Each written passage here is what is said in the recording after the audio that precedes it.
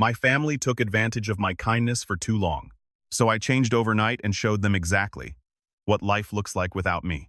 My dear friends, gather around, sit comfortably, perhaps with a warm cup of tea or a glass of aged wine, because the story I'm about to tell you is one that resonates in the quiet halls of every home where kindness has been mistaken for weakness. You see, the world has a habit of looking at a man's weathered face and his frayed sleeves, and assuming his soul is just as worn out. They think that because we move a little slower or speak with a gentle tone, we have forgotten how to stand tall. But as I've learned through 7 decades of life across this beautiful, sometimes cruel continent of ours, the deepest rivers always flow the most quietly. My family thought I was just a poor old man living on their charity. They didn't realize I was the one paying for the roof over their heads. That was the thought that echoed in my mind that Tuesday morning. My name is Elias Thorne, and for years, I played the role of the invisible grandfather. I lived in a small, drafty room in the attic of a sprawling estate on the outskirts of a prestigious European village, a place where the cobblestones are polished and the reputations are even more fragile. To my daughter, Clara, and her husband, Marcus, I was a relic of a bygone era. A simple clockmaker, they called me, as if my hands hadn't spent 40 years mastering the most intricate mechanisms in Switzerland.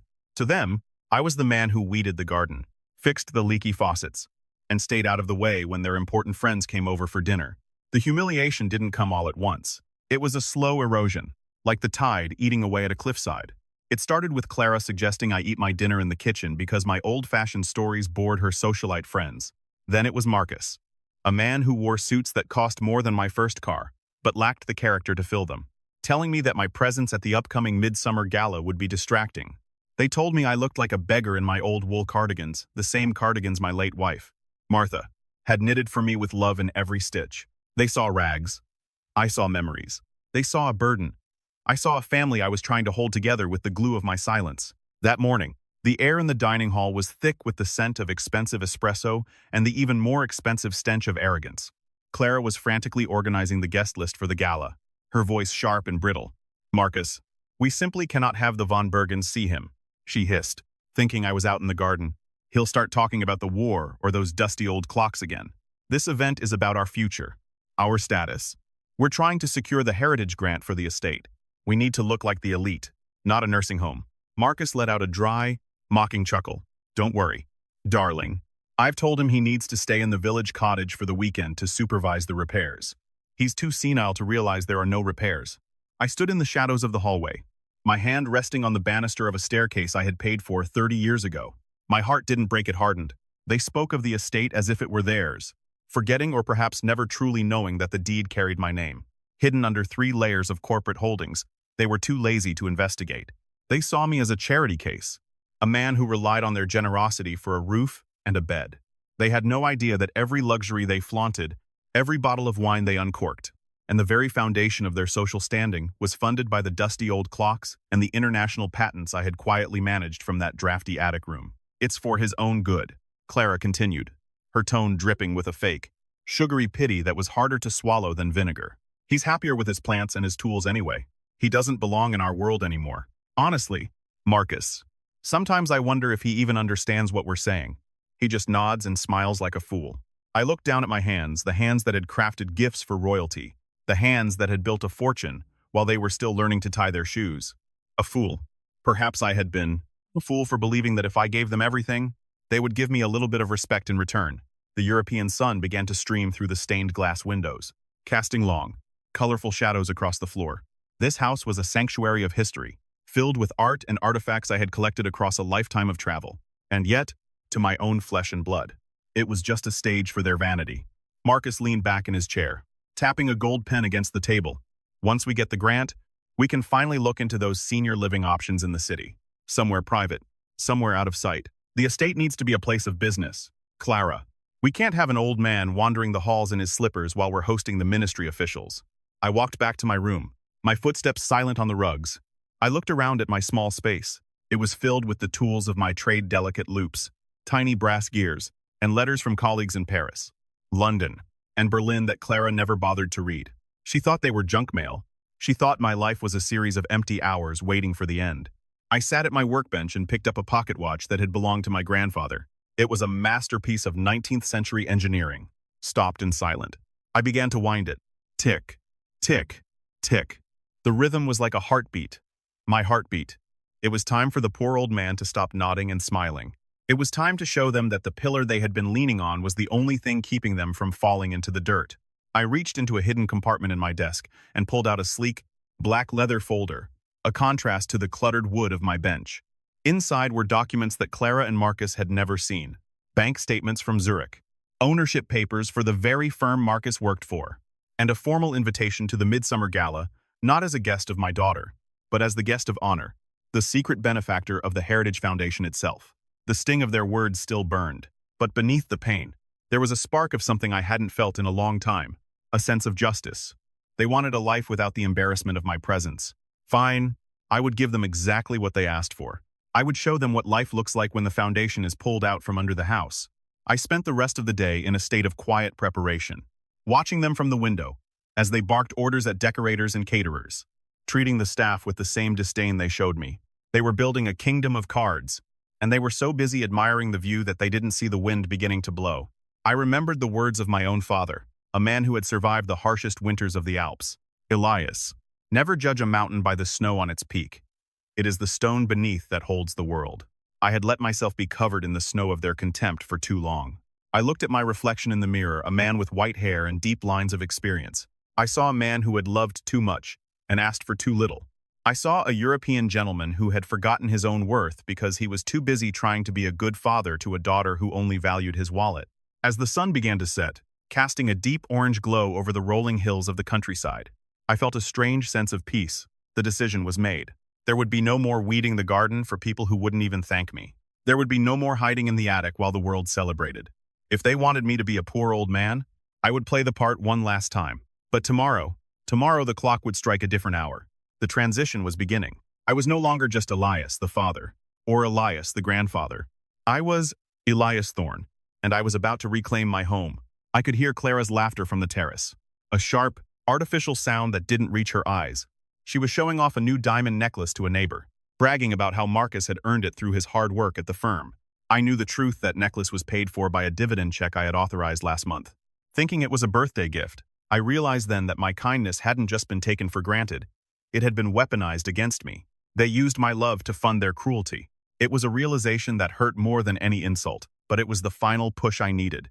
I packed a single, small suitcase, not with my shabby clothes, but with a bespoke suit I had kept in storage, a masterpiece of Italian tailoring that I hadn't worn since Martha's funeral. I packed my documents, my most precious tools, and the dignity I had almost let them steal. As I looked around the room that had been my prison and my sanctuary, I felt a weight lifting. The air felt fresher, the light seemed brighter. The family thought they were moving me out of their way. They had no idea I was actually moving out of their lives, and taking the world they loved so much with me. The first part of the plan was simple: silence. I would stop fixing the things that broke.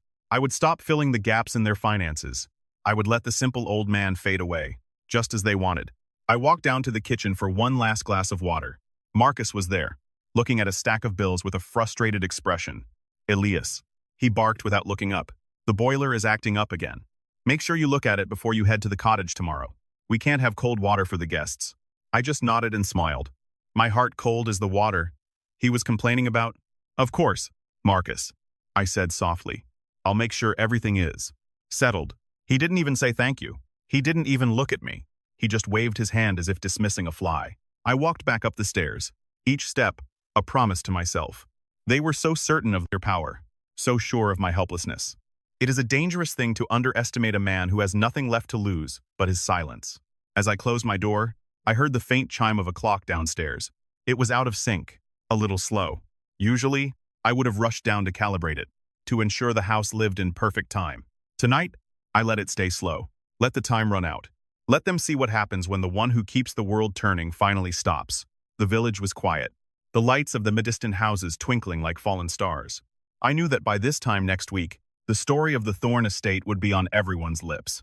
Not because of a gala or a grant, but because of a revelation that would shake the very foundations of this community. People like Clara and Marcus believe that wealth and status are things you wear like a coat. They don't understand that true power is like the roots of the ancient oaks in our forests, invisible, deep, and impossible to break without destroying the whole tree. I lay down on my bed, watching the shadows dance on the ceiling. I wasn't angry anymore. Anger is a young man's game, a fire that burns hot and fast. What I felt was a cold, crystalline clarity. I thought of the European history. We are all a part of the rise and fall of empires, the shifting of borders, the resilience of the common man. I was a part of that history. I had survived more than they could imagine, and I would survive this too. My family thought they were the masters of this house, but they were merely tenants in a life I had built. And the lease, my dear friends, was about to expire. I thought of the many people watching this, perhaps in their own homes, feeling that same sting of being overlooked. Maybe you are the mother who gave everything, only to be forgotten. Maybe you are the worker who built the company, only to be replaced by someone younger and louder. To you, I say, wait, your time is coming. The world may look at our gray hair and see a sunset, but they forget that the sun always rises again. The strength we have is not in our muscles, but in our endurance, our wisdom, and our ability to choose the moment when we finally say, enough. Tonight, as the house settled into a restless sleep, I felt like a captain preparing for a voyage. The map was drawn, the stars were aligned, and the wind was in my favor. Clara and Marcus were dreaming of gold and glory, unaware that the ground was already shifting beneath their beds. They wanted a life without me. They wanted to see me as a poor old man. I would grant them their wish, but with a twist they would never see coming. Because when a man who has been quiet for decades finally speaks, the whole world stops to listen. I closed my eyes, a small, knowing smile on my lips. The clock on my nightstand ticked away the seconds, each one bringing me closer to the dawn. Tomorrow, the repairs would not be made. Tomorrow, the cottage would not be my prison. Tomorrow, the mask would fall, and as the first light of morning touched the edges of the curtains, I knew that the man who woke up would be someone the Thorns would never, ever forget. The air in the room seemed to vibrate with the anticipation of what was to come. I had spent so many years being the ghost in the machine, the silent provider who asked for nothing but a seat at the table and a kind word. I had seen the way they looked at my calloused fingers, the fingers that had once been insured for millions when I was the lead consultant for the aerospace industry. They saw dirty nails. I saw a lifetime of creation. They saw shabby. I saw authentic.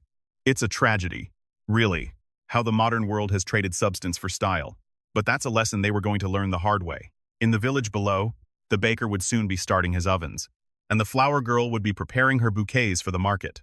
Life would go on, as it always does. But for this family, for this house, the gears were about to grind to a halt. I thought of the heritage grant Clara was so desperate for. She didn't realize that the committee chairperson was an old friend of mine from university, a man who knew exactly who had restored the village cathedral's bells for free when the town council was broke. She thought she could win them over with a fancy dinner and a fake smile. She didn't realize that in our world, the real-world reputation is built on decades, not a single evening. I felt a sudden, sharp pang of sadness for my daughter. I remembered her as a little girl, holding my hand as we walked through the Swiss meadows, her eyes wide with wonder at the world. Where did that girl go?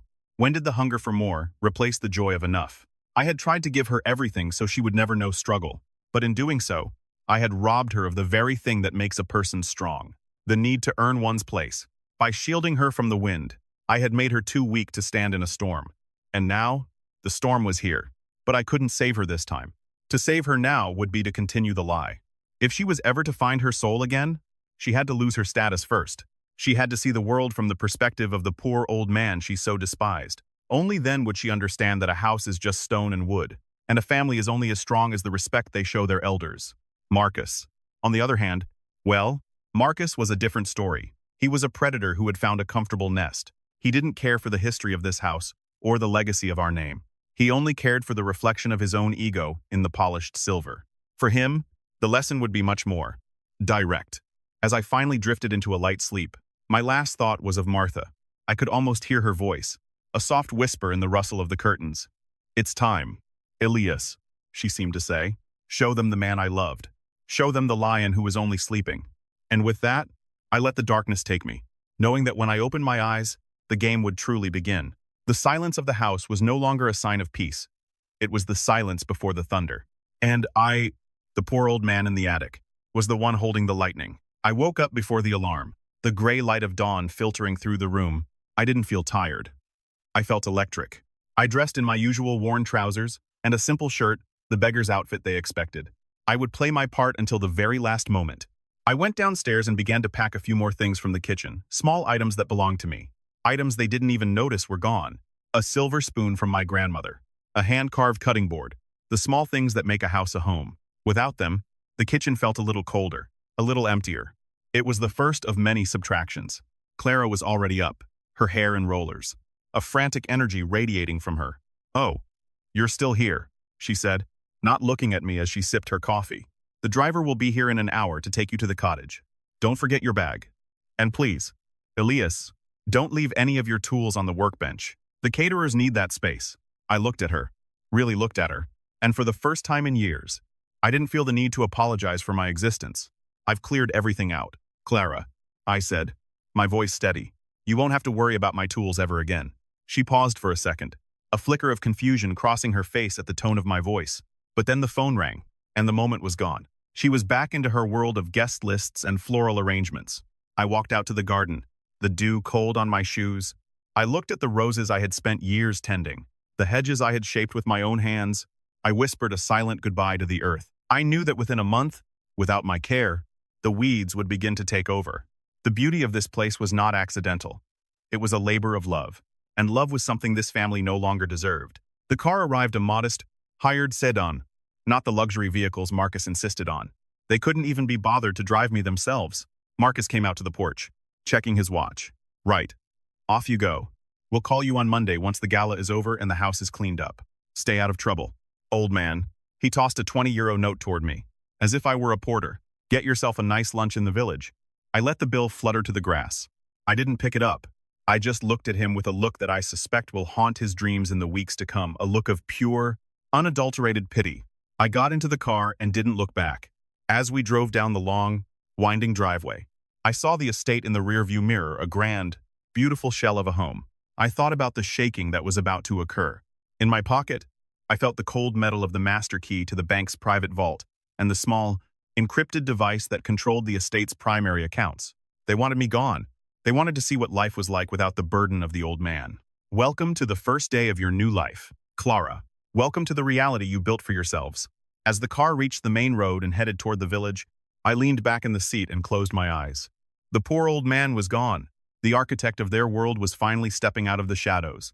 And the show, my dear friends, was only just beginning. The village cottage was not the ruin Clara and Marcus imagined it to be. To them, it was a pile of old stone and drafty windows, a place where memories went to gather dust.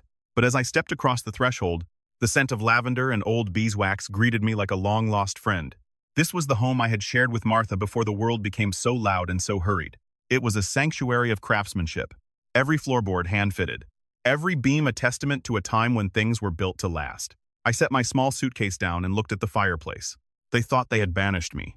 They didn't realize they had sent me back to my fortress. But the peace was short-lived. My phone buzzed in my pocket, not the old flip phone I used to play the part of the technologically baffled grandfather, but the encrypted device I used for my real business. It was a message from Julian, my head of operations in Luxembourg. "The transfer is complete.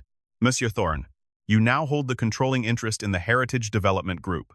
Your daughter's grant application is sitting on your digital desk. Shall I decline it immediately?" I stared at the screen for a moment, the blue light reflecting in the darkened windows of the cottage. "Not yet," I typed back. "Let them dream a little longer. The fall is more educational when you've reached the highest point of your own hubris." The next afternoon, the quiet of the village was shattered by the roar of Marcus's Italian sports car. He pulled up to the cottage, the tires kicking up gravel against the ancient stone walls. He didn't even turn off the engine. He stepped out, looking like a man who found the very air of the countryside offensive to his lungs. Behind him followed a man in a sharp, clinical gray suit carrying a digital tablet, a real estate developer. No doubt. They didn't knock. They just walked in, Marcus kicking a stray piece of firewood out of his way as if it were a personal insult. "Elias, where are you?" "We don't have all day," Marcus barked, his voice echoing off the rafters. I walked out of the small kitchen, wiping my hands on a cloth. I looked at the developer, then at Marcus. "You're early, Marcus. I thought you were busy with the gala preparations." Marcus waved his hand dismissively, his eyes already scanning the room, calculating the value of the square footage. "Change of plans. We've realized that this cottage is sitting on a prime piece of the valley's development arc. Mr. Kessler here represents a group that wants to turn this entire ridge into a luxury wellness retreat. We need your signature on a quitclaim deed. Since you're struggling to maintain this place, we figured we'd do you a favor and move you into that modern facility in the city sooner than planned." Mr. Kessler looked at me with a mixture of boredom and professional pity. "It's a generous offer. Mr. Thorne, most people your age would jump at the chance to have their expenses covered for life. This place, Well, it's a fire hazard. Really, the structural integrity of these old European builds is always a nightmare. We'd be leveling it by the end of the month. I looked at the wall where a small height chart was carved into the wood marks, showing how much Clara had grown every summer. They wanted to level it. They wanted to erase the only part of our history that still had a soul. I felt a cold, sharp anger, but I kept my face as still as a frozen pond. And what if I don't want to leave? I asked softly, playing the role of the stubborn old man. Marcus let out an exasperated sigh, pacing the small room and nearly knocking over a delicate porcelain clock I had restored years ago. Look, Elias, let's be real. You can't even afford the property taxes on this place. Clara and I have been paying them for years, or so we thought, until the records got confused. Regardless, you're an old man living in a dream. You're a liability. If you sign this today, I'll make sure you get a premium room with a view of the park. If you don't, well, Clara and I are your legal executors. We'll just have the court declare you unfit to manage your affairs. Do you really want to go through a competency hearing? It was a threat, naked and ugly. My own son-in-law was threatening to strip me of my personhood for a commission on a land deal. I looked at Mr. Kessler, who was tapping his stylus against his tablet, completely unfazed by the moral vacuum in the room. I see, I said, my voice barely a whisper. You've thought of everything. Marcus grinned. A predatory, self-satisfied look. That's what I do. Elias, I think ahead. Now, sign the digital forms, and let's get back to the estate. We have a dinner tonight with the lead investor for the Heritage Grant. Clara wants you there at a separate table, of course, to show him our commitment to family values. It's all about the optics. I took the tablet from Kessler's hand. I looked at the digital document. It was a masterpiece of legal theft, designed to funnel the proceeds of the sale directly into a shell company controlled by Marcus, bypassing Clara entirely. He wasn't just betraying me. He was robbing his own wife. I didn't sign it. Instead, I scrolled through the pages, my eyes catching the technical errors and the predatory clauses. I handed the tablet back. I think I need a little more time to process this. It's a big decision. Marcus. This was Martha's favorite place. Marcus snatched the tablet back, his face reddening. Martha is gone. This is about the future. Fine. You have until tonight. We'll pick you up at 7. Wear that old suit if you must, but try not to spill soup on yourself. We need you to look dignified, not decrepit. They left as quickly as they had arrived, the roar of the engine fading into the distance. I stood in the silence of the cottage for a long time. The poor old man was being cornered. It was time to stop playing defense. I picked up my phone and called a number that wasn't in any public directory. Gerhardt, I said when the line picked up.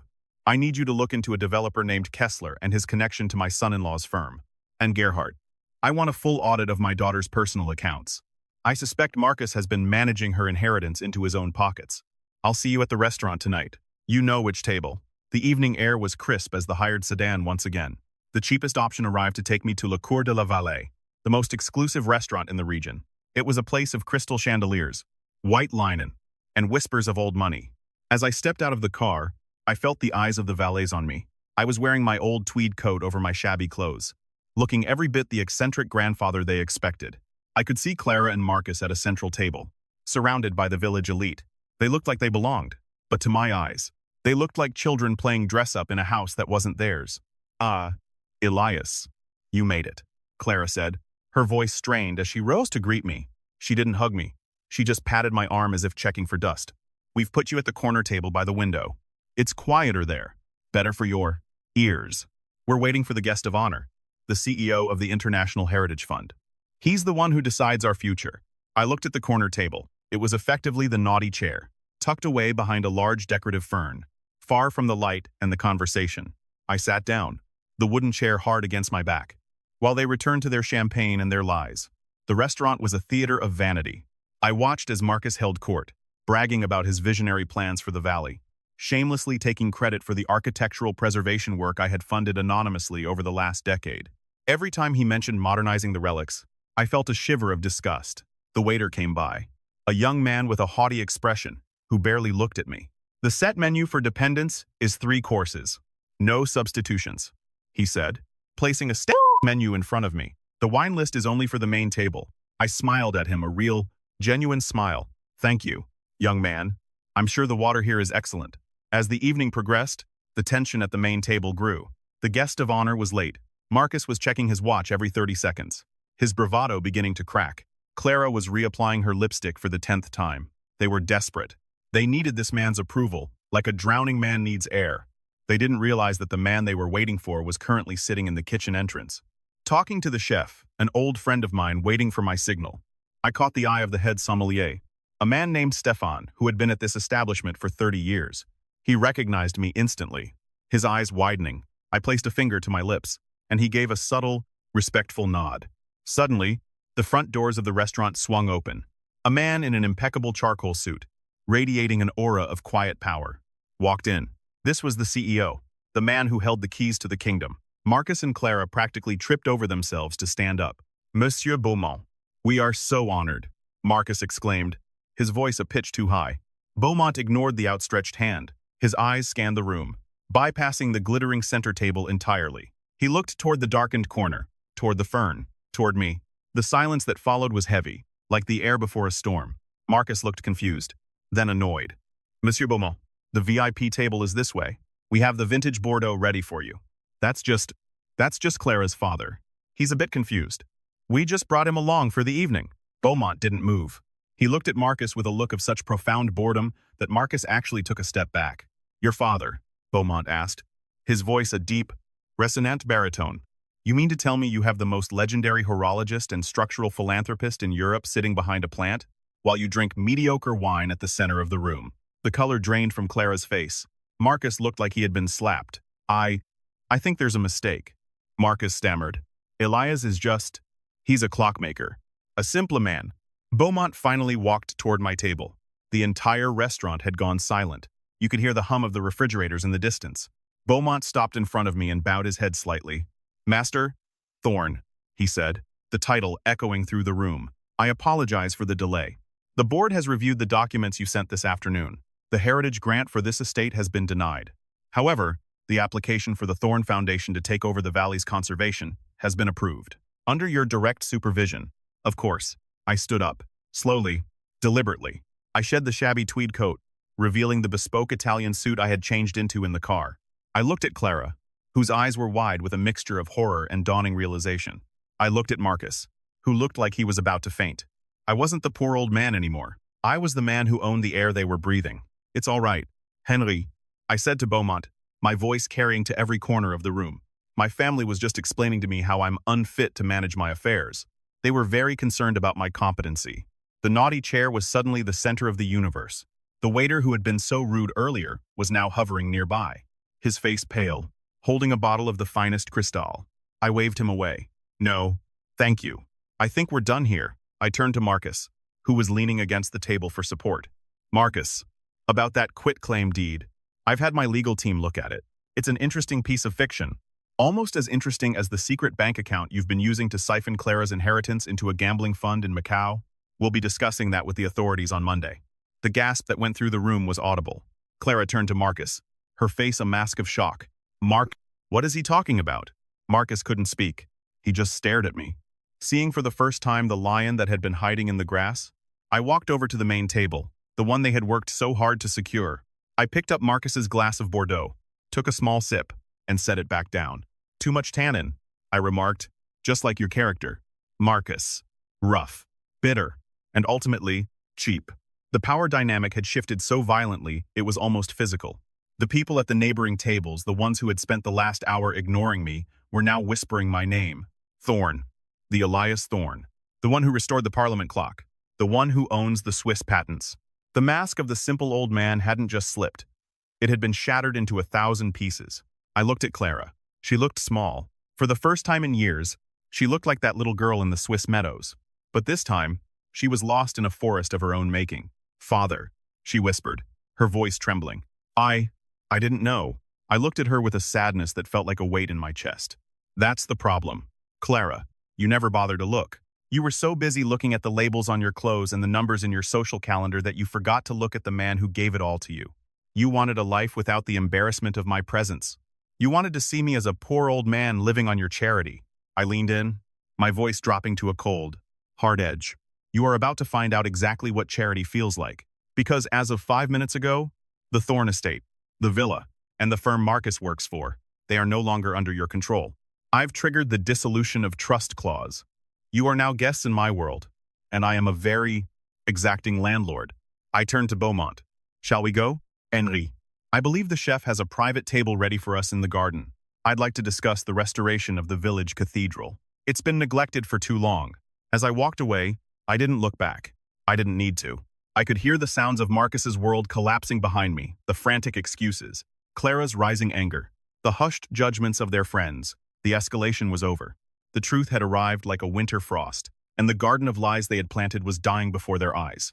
The night air was cool as I walked through the restaurant's garden, Beaumont by my side. He looked at me with a wry smile. You always did like a bit of drama. Elias, I chuckled, a sound that felt good in my throat. It wasn't for the drama, Henri. It was for the truth. Sometimes you have to burn the field to make the soil fertile again.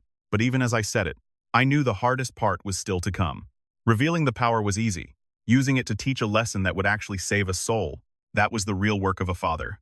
As we sat down at the quiet table overlooking the valley, the lights of the village shimmering below, I felt a strange sense of exhaustion. The adrenaline was fading, leaving behind the reality of what I had just done. I had broken my family to save my legacy. I had stripped them of their illusions. And in doing so, I had left them naked before the world. But as I looked at the ancient stars above, I knew that a house built on a lie cannot stand.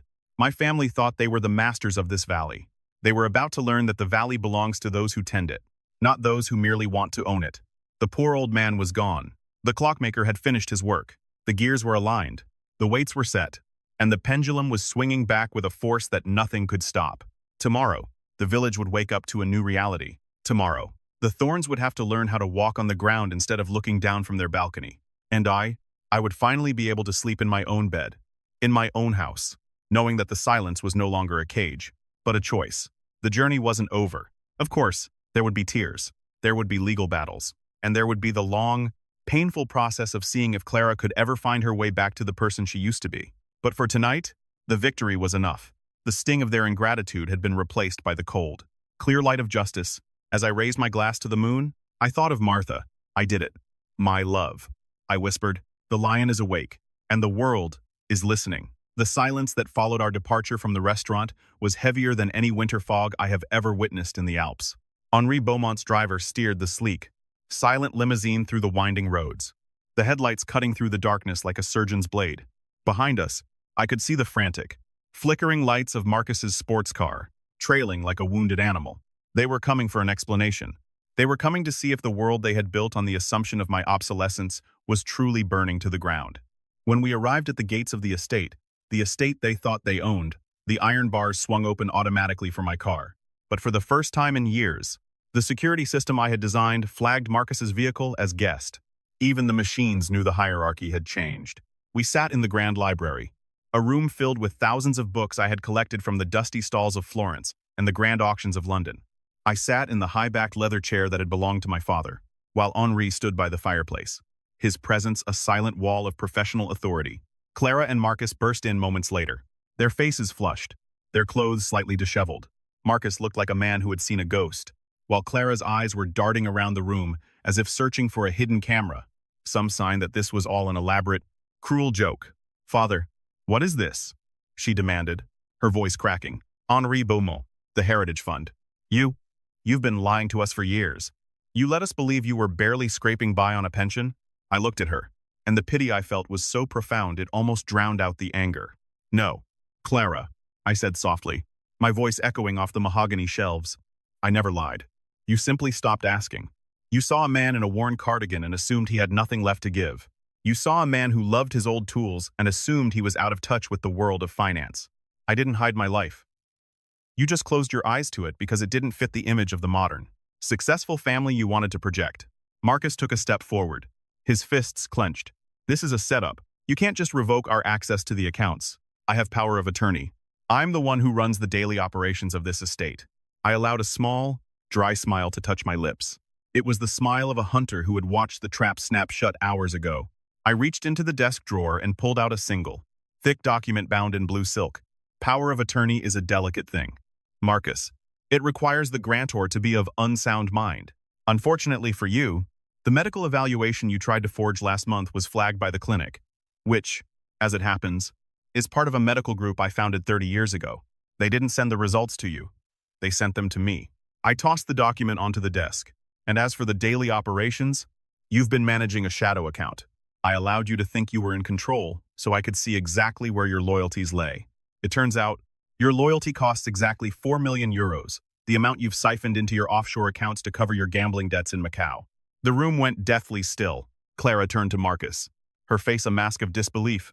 4 million. Marcus, you said that money was for the investment portfolio. Marcus's face went from red to a sickly, translucent, white. He opened his mouth to speak, but no sound came out. The bravado had vanished, replaced by the hollow look of a man who realized he had been playing chess against a grandmaster while he was still learning how the pieces moved. I turned my gaze back to my daughter. He was robbing you, Clara. And you were so busy trying to rob me of my dignity that you didn't even notice. You wanted to put me in a home. You wanted to level the village cottage. That cottage isn't just a fire hazard. As your friend Kessler called it, it sits on the only private access point to the valley's geothermal spring. Without that cottage, the luxury wellness retreat Marcus was planning is nothing but a pile of expensive dirt. I stood up then, feeling the strength of my ancestors in my bones. I wasn't just an old man anymore. I was the architect of their reality. You see, in Europe, we value the foundation. We value the things that are built to last centuries. Not just fiscal quarters. You treated our history like a commodity to be traded away. You treated your own father like a piece of furniture that had gone out of style. I walked over to the window, looking out at the vast, moonlit grounds. Tonight, the bank notified me that the mortgage on this very estate, the one Marcus took out in secret to cover his losses, has been called in. Since the bank is a subsidiary of Thorn Holdings, I am now officially your landlord, and I find your recent behavior to be a significant breach of the lease. Clara sank into a chair, her head in her hands. The weight of it was finally hitting her, not just the loss of the money, but the loss of the mask. All those years of looking down on the poor old man in the attic, all those dinners where I was hidden away, all the insults whispered behind my back, they were all coming back to haunt her. She had been living in a house of glass, and she had spent her life throwing stones at the person who built it. What happens now? She whispered. I turned back to her, my expression neutral. Now, justice is served. Not the loud, angry justice of the movies, but the quiet, inevitable justice of a clock reaching midnight. Marcus finally found his voice, though it was thin and reeked of desperation. You can't do this. Elias, we're family. You wouldn't throw your own daughter out onto the street. Think of the scandal. The village will talk. I laughed, then a short, sharp sound. The village is already talking. Marcus, they're talking about how the simple clockmaker just saved the valley from a predatory developer. They're talking about how the great Marcus Thorn was found out to be a common thief. As for family, family is a bond of respect and love. You broke that bond a long time ago. You treated me as an embarrassment. Now, you will learn what it feels like to truly be an outcast. I looked at Henri Beaumont, who gave a sharp nod. He reached into his briefcase and pulled out a series of legal notices. Monsieur Marcus Thorn, Henri said, his voice cold and professional. You are hereby served with a notice of immediate termination from your position at the firm. Furthermore, a criminal complaint regarding the misappropriation of funds has been filed with the regional prosecutor. You have 1 hour to pack a single suitcase and leave this property. Security will escort you to the gate. Marcus looked at the papers as if they were snakes. He looked at Clara, pleading with his eyes. But she wouldn't look at him. She was finally seeing the man she had married for, who he really was. A parasite that had almost finished consuming her life. And what about me? Clara asked, her voice trembling. I walked over to her and placed a hand on her shoulder. For a moment, I felt the ghost of the little girl she used to be, but it was fleeting. You, Clara, will stay at the village cottage, the one you wanted to level. You will live there on a modest allowance, the same amount you thought was plenty for my pension. You will learn to weed the garden. You will learn to fix the things that break. You will learn what it means to live a life of substance instead of a life of shadows. If, in a year's time, you can show me that you understand the value of a hand-knitted cardigan over a designer dress, then perhaps we can talk about your future. But for now, the estate is closed to you. The look of shock on her face was almost more than I could bear, but I didn't flinch. Kindness without boundaries is not love. It's complicity. I had spent years being kind by staying silent, and it had only fed their arrogance. This was the most loving thing I could do for her, to give her back her soul by taking away her vanity. Marcus began to shout then, a desperate, ugly tirade of insults and threats. But 2 large men in suits, my security detail that had been invisible for years, stepped into the room. They didn't have to say a word. Marcus's voice died in his throat. He realized that the poor old man had an army, and he was standing alone. As Marcus was led out of the room, crying and pleading, the house seemed to breathe a sigh of relief. The air felt lighter, as if a poison had been purged from the halls. I sat back down in my father's chair, suddenly feeling every one of my 70 years. Henri poured me a glass of water and set it on the desk. You handled that well, Elias. Most men would have been far more vengeful. I took a sip of the water, looking at the empty space where Marcus had stood. I don't want vengeance, Henri. I want peace. And peace can only be built on the truth. But the night wasn't over. There was one more reveal, one more twist that I had saved for the very end. I looked at Clara, who was still sitting in the chair, looking utterly defeated. There is one thing you should know, Clara. Your mother didn't leave you a fortune in jewelry and bank accounts. She knew your temperament even then. She left you something far more valuable, which I have been holding in trust until the day you were ready to see it. I reached into the desk and pulled out a small, tarnished brass key. This key opens a vault in the basement of the cottage. Inside is not gold, but the original blueprints and patents for every movement I ever designed. They are the foundation of the modern watchmaking industry. I leaned forward, my eyes locking onto hers. Those patents generate millions in royalties every year. I've been using that money to fund orphanages and hospitals across Europe in your mother's name. You thought you were the elite because you lived in this house. No, Clara. You were the elite because you were the daughter of a man who changed the world with his hands. And you threw that heritage away for the sake of a guest list. That vault will remain locked until you can prove to me that you understand what those blueprints represent. They represent work. They represent honor. They represent the European spirit of excellence. Clara looked at the key, then back at me. I could see the wheels turning in her mind, the sheer scale of what she had ignored, the depth of the legacy she had treated as a joke, the realization that she had been a princess living in a palace, treating the king like a beggar. It was a crushing weight, a realization that would either break her or make her. I don't know what to say, she stammered. Don't say anything, Clara, I replied. Actions have always spoken louder than words in this house. Go to the cottage. The driver is waiting. Your new life begins tonight. As she walked out, her head bowed. She looked different. The arrogance was gone, replaced by a raw, fragile vulnerability. I watched her leave, a part of my heart breaking for my child, but another part of it swelling with a strange kind of hope. For the first time in 20 years, there was a chance for her to become someone worth knowing. The poor old man had done his job. He had dismantled the lies, exposed the greed, and set the stage for a true transformation. I looked around the library, my sanctuary, and for the first time in a long time, I felt like I truly belonged there. The climax of the evening had passed, but the echoes were still vibrating through the village. By morning, every person who had looked down on me, every waiter who had given me the dependence menu, every neighbor who had ignored me at the market, would know the truth. They would know that the man in the old wool cardigan was the pillar holding up their community. But more importantly, I knew that I had regained my voice. I knew that the silence of the last decade hadn't been a defeat, but a preparation. I stood on the balcony one last time before retiring, the cool night air brushing against my face.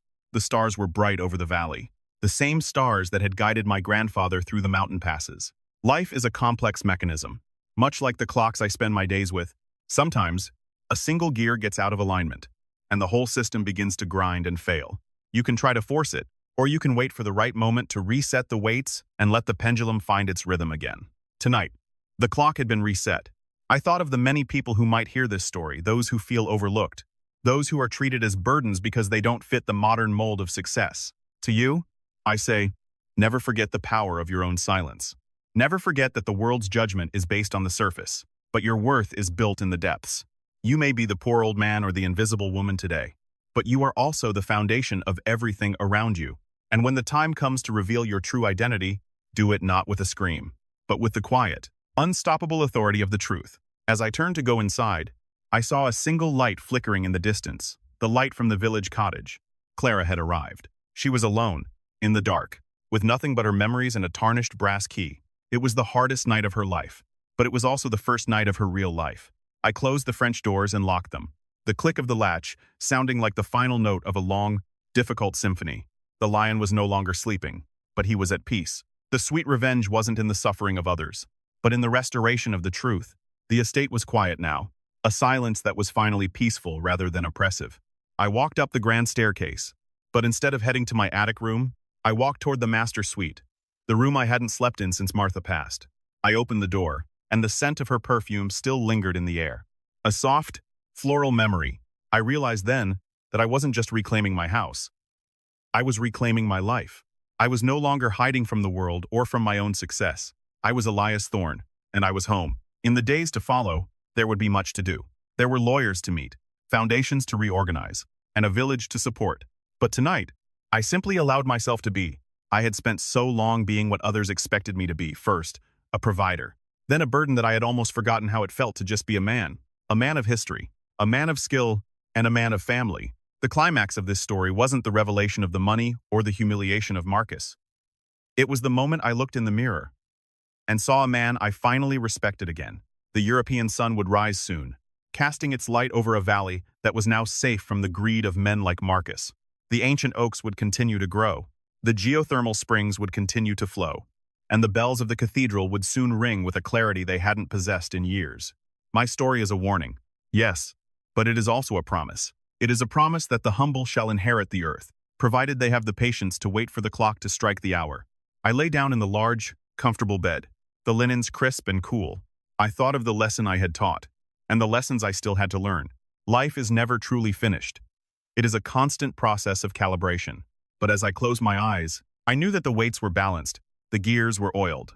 And for the first time in a long, long time, the time was exactly right. The first light of a new dawn crept over the horizon, painting the European sky in hues of soft violet and bruised gold. I stood on the terrace of the master suite, a cup of simple black coffee in my hands, no longer the poor old man hiding in the attic, but the master of the house in every sense of the word. The air felt different today. The stifling atmosphere of greed and pretension that had hung over this estate like a shroud for years had finally lifted. It was as if the house itself had taken a long overdue breath. Down in the valley, the village was beginning to stir, and I knew that by the time the church bells rang for the morning service, the name Elias Thorne would be spoken in a very different tone than it had been just 24 hours ago. The fallout for Marcus was as swift as it was absolute. You see, when you spend your life building a world out of cards, you shouldn't be surprised when a single gust of truth brings it all down. By noon, news had spread that he had been detained by the regional police for questioning regarding the misappropriated funds and the attempted forgery of my medical records. The sports car he loved so much, the one he used to roar up the driveway to intimidate me, was being towed away. A repossession notice stuck firmly to its windshield. He had lost everything. His job, his reputation, and his freedom. But more than that, he had lost his mask. Without the expensive suits and the borrowed status, he was revealed to be exactly what he always was. A small, insecure man who thought power could be stolen. I felt no joy in his suffering, only a profound sense of closure. Justice isn't about hurting people. It's about setting the world back in balance. As for Clara, her journey was only just beginning. I drove down to the village cottage myself that afternoon, not in a hired sedan, but in my own vintage Mercedes, a car that, much like me, was older than most people realized and better maintained than any of the modern plastic toys Marcus preferred. I found her sitting on the porch of the cottage, staring at her hands. They were red and sore from her first morning of attempting to tidy the overgrown garden. She looked up as I approached, and for the first time in a decade, I didn't see the socialite. I saw my daughter. There were no cameras, no guests to impress, and no luxury to hide behind. She was just a woman sitting on an old wooden porch, realizing that the poor life she had looked down upon was now her only reality. It's harder than it looks, isn't it? I said gently, sitting beside her. She didn't snap back with a sarcastic remark. She just nodded slowly. I never realized how much work you did, Father. I thought the garden just stayed that way. I thought the house just worked. I looked out over the valley. The same view Martha and I had loved so many years ago. Nothing just works, Clara. Every beautiful thing you see is the result of someone's labor, someone's care, and someone's silence. You were so busy looking at the reflection of the sun on the water that you forgot there was a whole world beneath the surface. I left her with a basket of bread and cheese from the local market, the same market where the vendors had once ignored me. Today, they had tried to give me the food for free, fawning over me now that they knew my true identity. I had insisted on paying double. I didn't want their favors now. If they weren't willing to give me their respect then. The change in the village's attitude was perhaps the most ironic part of this whole ordeal. As I walked through the cobblestone streets, the very people who had once stepped aside to avoid my shabby presence were now bowing and scraping, offering me the best tables and the finest service. The head waiter from Le Cour de la Vallée actually came to the estate to offer a formal apology for the misunderstanding regarding the dependents menu. I looked him in the eye and told him, "The only misunderstanding was yours. You thought a man's worth could be measured by the fabric of his coat, If you ever treat another person regardless of their age or their bank account the way you treated me that night, I will ensure your restaurant becomes a memory. He turned pale and retreated. I don't believe in being cruel, but I do believe in being firm. Respect is not a luxury reserved for the wealthy. It is a human right. I spent the next several weeks reorganizing the Thorn Foundation. We began the restoration of the village cathedral, but we didn't just hire a faceless construction firm. We hired local craftsmen, the ones who had been struggling while Marcus was funneling money into modern development. We opened a scholarship for young horologists and engineers, ensuring that the art of the handcrafted mechanism would not die out in this digital age. I found a new purpose in these tasks. I was no longer just a man waiting for the end. I was a man building a bridge for the next generation. And through it all, I remained the same Elias. I still wore my old cardigans, and I still spent my mornings fixing clocks. The only difference was that now, the world knew that my simplicity was a choice, not a condition.